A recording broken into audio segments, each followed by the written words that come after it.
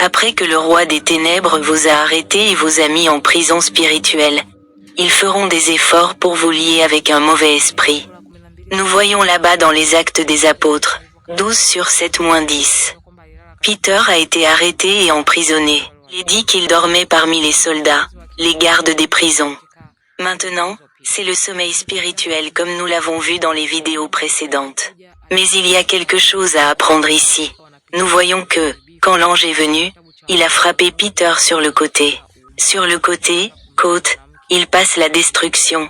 Nous voyons dans le livre de la Genèse, quand Dieu faisait la création. Comme il voulait amener une femme, Adam a reçu un sommeil profond et a dormi. Il a pris une côte d'un homme, afin que la femme puisse être trouvée, et quand Adam s'est réveillé, il a dit que vous étiez chair dans ma chair et les os dans mes os. Donc, s'il vous dormait, il vous lie avec les mauvais esprits, à travers la même fondation.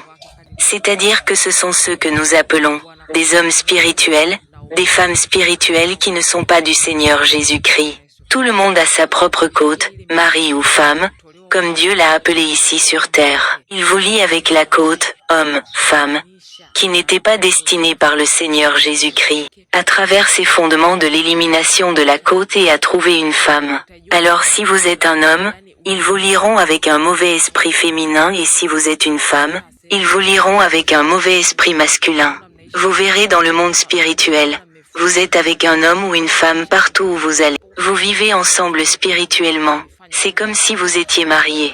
C'est-à-dire que vous êtes déjà spirituellement ensemble. De sorte que lorsque l'enlèvement se produit, vous restez derrière parce que vous obtiendrez des rêves et des visions sales. Avoir des relations sexuelles avec un homme ou une femme, sans savoir quelle est la source. C'est pourquoi le Saint-Esprit a libéré sa parole, comme l'ange l'a fait à Pierre, symbolise pour éliminer la destruction de la côte. Parce qu'ils y mettent une faiblesse, même vous ne pourrez pas travailler correctement.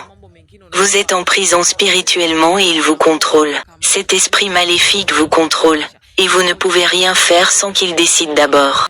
Alléluia. Donc si vous êtes une femme, voulez-vous marier? Ce mauvais esprit ne permettra pas que cela apportera des obstacles. Cela mettra des efforts pour s'assurer que votre mari voulut que Jésus n'apparaît pas. Les mains sont liées, vous ne pouvez rien faire. Ces mauvais esprits ont traversé la fondation des côtes, frappé le côté des côtes, puis les chaînes sortiront. Si vous ne vous séparez pas de ces chairs et de ces os ne venant pas du Seigneur Jésus-Christ, vous ne serez pas libre. Alors, supprimez ces destructions des côtes à travers les prières, jeûnant alors que le Saint-Esprit vous guide.